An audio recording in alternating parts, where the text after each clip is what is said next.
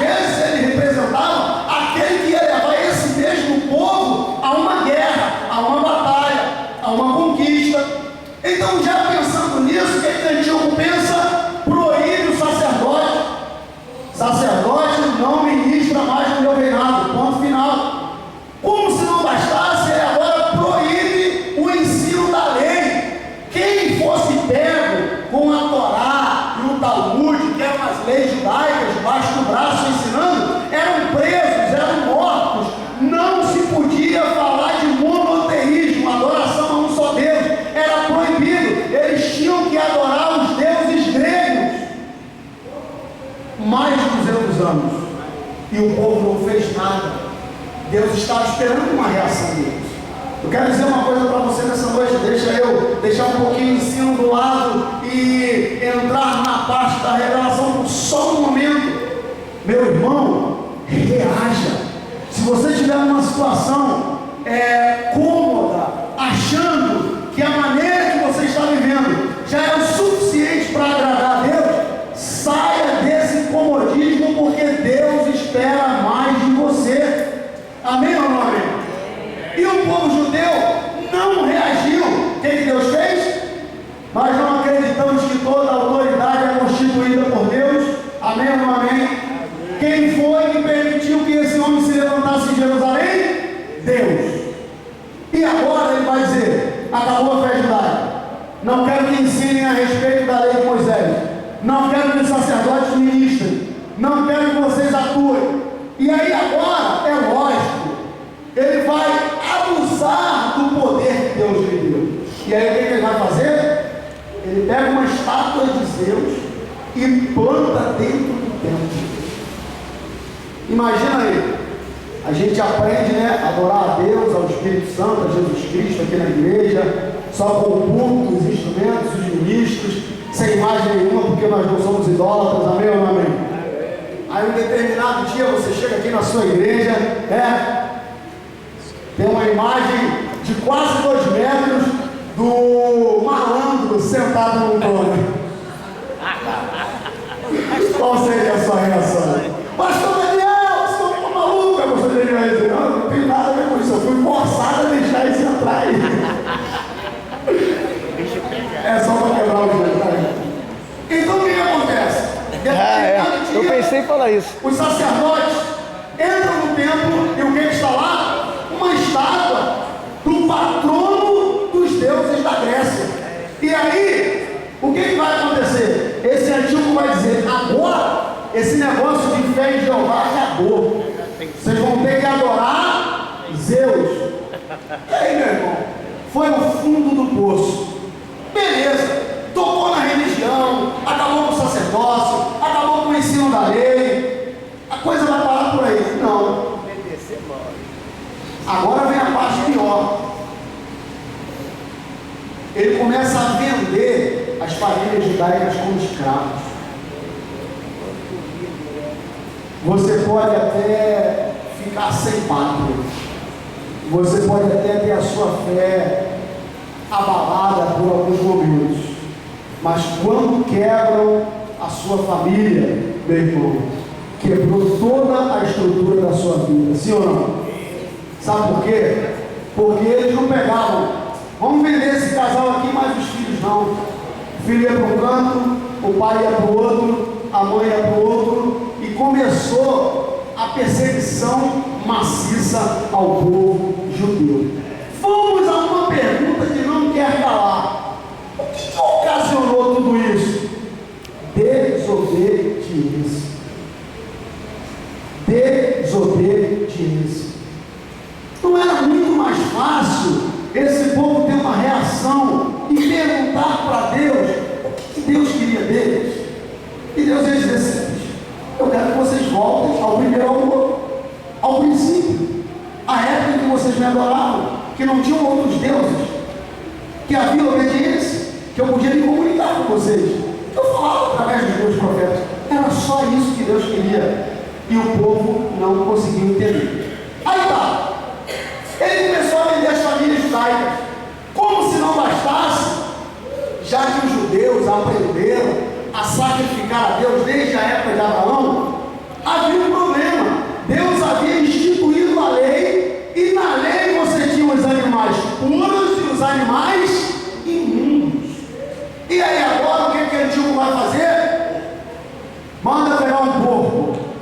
Olha, eu adoro carne de porco, ainda bem que eu não sou judeu. Eu vou te falar, não tem uma carne mais gostosa que carne de porco.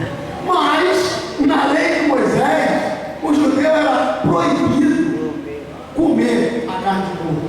E Deus abominava esse animal, era um animal imundo. O que ele vai fazer? Ele vai agora mandar que se sacrifique um porco no altar de Deus.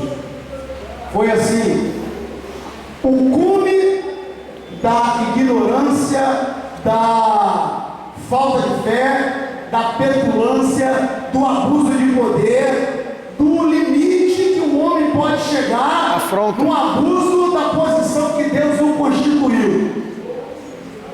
E aí, o povo de Israel não reage. Meu irmão, a vida é feita de ação e reação. Você precisa reagir. Glória a Deus. O povo não reage. E aí o que Deus faz? Deus agora vai levantar no meio judaico uma família chamada a família dos Macabeus. Quando já ouviram falar? Que está lá escrito nos livros apócrifos. Então você que fala assim, pastor, a igreja católica colocou mais 7 livros na sua Bíblia, que é uma incoerência e que não sei o que. Meu irmão, se você quiser cunho histórico, se você quiser saber mais, se você quer estudar, você não está proibido de ler os livros apócrifos. Você só não pode pautar a sua fé, a sua segurança e a sua salvação nos livros que não são considerados inspirados. Mas se você quer conhecer período interbíblico, leia a história dos Macabeus.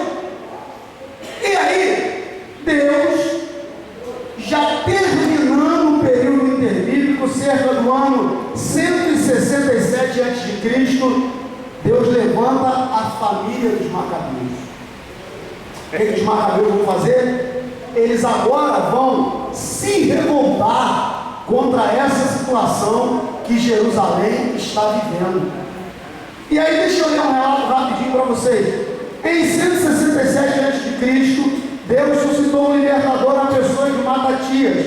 Este santo, resoluto sacerdote, era pai de 3 filhos, que se destacaram com igual valor na história de Israel: Judas, Simão e Eleazar. Com o seu exemplo enérgico e com sua exortação, logrou despertar nos filhos e no povo o ardor pela defesa da fé. Judas destacou-se pelo gênio militar, ganhou muitas batalhas contra as forças superiores, reconquistou Jerusalém e proveu a purificação do templo, com a restauração do culto a Deus. E assim foi instituída a festa da dedicação para comemorar a retomada da cidade santa e da casa de Deus. Com a morte dos filhos de Matatias, João Hircano, filho de Simão, em 135 a 106 a.C., começou a sobressair e na administração da Judéia, e o país passou a desfrutar de sua legendária prosperidade. O que acontece? A família dos Macabeus vão agora promover exatamente isso que a gente está procurando entre o período interbíblico. Eles vão promover uma reação do povo judeu. Quem eu falei aqui, não sei se os irmãos lembram, às vezes o sacerdote não era só um sacerdote, ele tinha uma responsabilidade militar. E o que vai acontecer? Matatias vai se levantar como um líder militar, e ele vai ensinar os seus filhos: olha, nós precisamos retomar Jerusalém, nós precisamos purificar o templo de novo, nós precisamos reaver a fé judaica. E aí agora um sentimento de patriotismo, de nacionalismo, de fé vai permear ali o solo de Jerusalém, e eles vão se levantar agora para guerrear contra o governo atual, e eles conseguem ser bem-sucedidos, e agora Jerusalém volta a florescer, agora a fé judaica volta a estar em pico, e o sacerdócio volta, o ensino da lei volta, e eles começam novamente a adorar a Deus. E aí esses 3 filhos de Matatias morrem, levanta-se o neto dele, e agora a cidade de Judá começa a florescer, começa a crescer, começa a haver um tempo de bonança, um tempo de operar de Deus. Irmãos, nós estamos dizendo que foram 400 anos de silêncio. Deus não estava usando profetas. O próprio sacerdote Matatias não disse: olha, eu tenho uma profecia de Deus, Deus me disse algo para dizer para vocês. Não, era uma atuação humana, era alguém que no campo físico estava se levantando para guerrear. Eu quero dizer uma coisa para você nessa manhã, querido: quando Deus não falar mais com você, entenda, mesmo assim Ele continua agindo e trabalhando em favor da tua família. E aí os macabeus vão mudar a história de Jerusalém. Beleza. Eles vão atuar mais ou menos até 63 a.C. E em 63 a.C., o general Pompeu I tomou Jerusalém, submeteu a nação judaica e instalou uma outra pessoa no lugar dele, ficando lá Hircano no poder. Este soberano foi sucedido por seu filho Herodes, o Grande. Depois da batalha, em 31 a.C., Herodes o Grande levou César Augusto a confirmado no governo de toda a Palestina. Herodes tinha uma personalidade muito polêmica. Embora fosse do meu e possuísse uma alma pagã, esforçava-se por ganhar a simpatia dos judeus. Para tanto, fortificou e embelezou Jerusalém, reconstruiu o templo e ajudava regularmente o povo. Todavia, era consumadamente cruel. Ordenou a morte do pai e de sua esposa, Mariane, e também foi o principal responsável pela morte dos seus filhos. Era este Herodes que reinava na Judéia quando Jesus nasceu. Irmãos, olha que coisa espiritual. Nós estamos falando de um Herodes. Lembra do Herodes que falou assim: quem é esse rei que nasceu? Fala aí para mim que eu também quero ir adorá-lo. É o mesmo Herodes. Só que a gente está falando de história judaica. Não vamos entrar no nascimento de Cristo. Os relatos históricos dizem que ele mandou matar o pai, mandou matar a esposa e mandou matar os filhos. Agora, em relação aos judeus, há uma simpatia desse homem. A história bíblica vai dizer que o templo que Herodes vai reerguer para os judeus, ele é 1000 vezes melhor e maior e mais bonito e mais embelezado que o templo de Salomão. Quando a gente lê as particularidades do templo de Salomão, não é o templo que o bispo Edir Macedo construiu, não, tá? É um outro templo de Salomão. Você fica boquiaberto com tanta beleza, tanto sacrifício, tanta coluna, tanto ouro, tanta prata, tanta riqueza. Só que quando a gente vem agora para o período romano, porque é o Império Romano, bota a foto aí para mim, Brendinha, que está entrando em ação, o que vai acontecer? Tá vendo? Isso aqui agora é a civilização romana que está entrando em ação. Isso aqui são os soldados romanos, provavelmente no campo de batalha, como eles se portavam. E quando nós formos falar sobre os romanos, nós vamos falar sobre as peculiaridades do povo romano.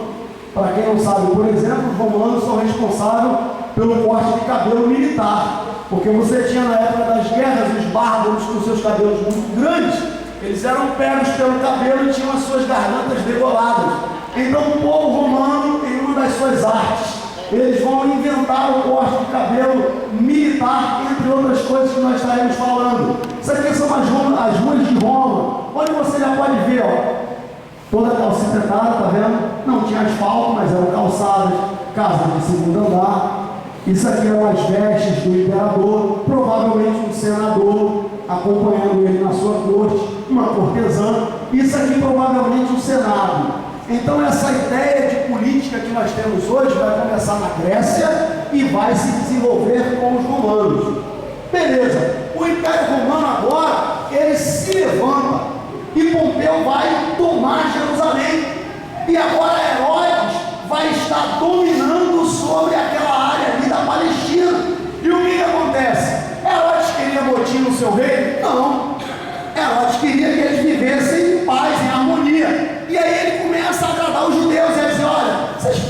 praticar a religião de vocês à vontade, vocês podem adorar só um Deus, praticar o monoteísmo, não tem problema nenhum. O que vocês querem? Vocês querem um templo embelezado? Aí o arquiteto lá, o engenheiro, deve ter trago as plantas do antigo templo de Jerusalém e disse: olha, a gente adorava aqui, ó, nesse templo de Salomão, que depois foi arruinado, aí deram uma reconstruída, ficou desse jeito. Aí Herodes já, reconstrói um templo 1000 vezes mais belo que o templo de Salomão. Ganhou o povo judeu. Você pode prestar atenção em uma coisa: no período de Herodes não há revolta em Jerusalém, não há problemas de revolta. Por quê? Porque ele é um soberano que pensava, era um rei que agradava ao povo judeu, de contrapartida deixava eles praticarem a fé deles livremente. Eles estavam quietos. Queridos, aprendam uma coisa: quem estuda mais, quem lê mais, quem sabe manipular as palavras, quem detém conhecimento vai deter poder e vai exercer sobre alguém. Os judeus eram os advogados da época, os juízes da época. Em matéria de lei, eles eram craques e estavam sendo dominados por um romano. Então não basta só conhecer, tem que pensar e botar em prática. E aí agora, o povo da Judéia e o povo de Jerusalém vão viver uma certa paz, vão viver um período de refrigério.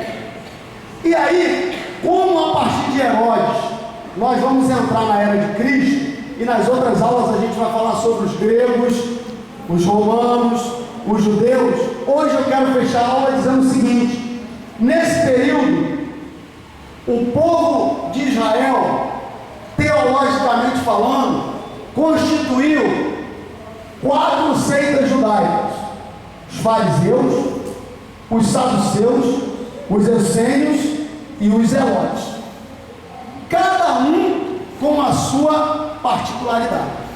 Todos eles professavam a fé judaica, porém cada um de maneira diferente. Os fariseus, eles acreditavam na existência de anjos, de demônios, na salvação da alma após a morte, só que eles eram hipócritas. Jesus os chamou de sepulcro caiados, e eles eram a maioria, e eles dominavam o povo judeu para o seu bel prazer. Quando crucificaram a Jesus, foram os fariseus que incitaram. Quando escolheram a Barrabás, um ladrão, estuprador, malfeitor, no lugar de Jesus, foram os fariseus que incitaram.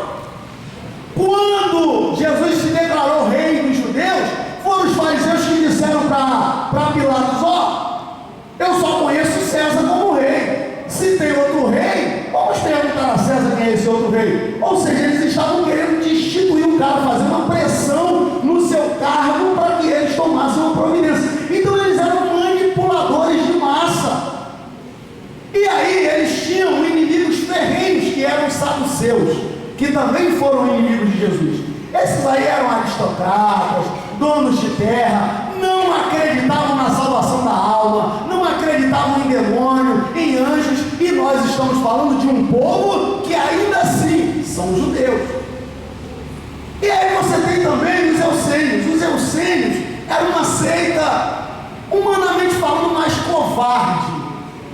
Eles não eram muito de discussão, bater boca. O negócio deles era ficar mais escondido, esperando a salvação do Senhor. Detalhe: quando João Batista começou a pregar no deserto, meu irmão, quando você começa a pregar no deserto, você está pregando para ninguém, sim ou não? Só que João Batista sabia que os essênios, eles habitavam exatamente aquela parte do deserto, em cavernas, escondidos. Quando João começa: raça de víboras, quem vos ensinou a fugir da ira futura? Eles começam a sair das cavernas, eles começam a sair de suas casas, e quando eles encontram os rolos lá do Mar Morto, aí sim vem confirmar um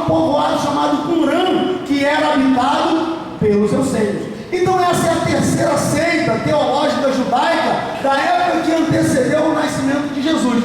Aí depois veio os Zelotes, onde a Bíblia vai tratar de um determinado sermão que fazia parte dos Zelotes. Os Zelotes já eram radicais, fundamentalistas. Para eles, meu irmão, era tudo resolvido na base da pancada. Não quer aceitar a fé judaica? Pancada dele. Então era um grupo mais radical. E aí quando Jesus nasce, Jesus vai se esbarrar com essas seitas. Jesus vai ter problemas com elas. Com os fariseus, com os saduceus, com os euceiros não, mas com os zelotes. Provavelmente Judas, né? Era da seita dos zelotes. Simão também, Simão Zelote. Simão que ajudou a carregar a cruz. Por quê? Você vê que Judas não esperava em Jesus um salvador da humanidade. Judas esperava em Jesus um revolucionário, uma figura como um Che Guevara da vida, alguém que viesse para sacudir o jugo romano, restabelecer a fé judaica e os judeus voltarem a florescer. Ficou no grupo, foi tesoureiro, era um ladrão, mas estava esperando em Jesus não um salvador, um revolucionário. E aí Jesus vai ter problemas com os fariseus, com os saduceus e com os zelotes. E essas são as 4 seitas que imperavam em Jerusalém quando Jesus nasce.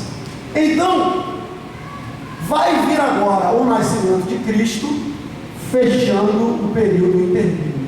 Pastor, o que foi o período interbíblico? Foram os 400 anos em que Deus, diretamente através de seus profetas, não se manifestou a Israel. Mas todas essas conquistas de povos, todos esses soberanos que se levantaram e caíram, eles foram meio que trabalhando segundo a vontade de Deus para preparar o povo judeu para um acontecimento maior que nós estaremos falando nas aulas futuras.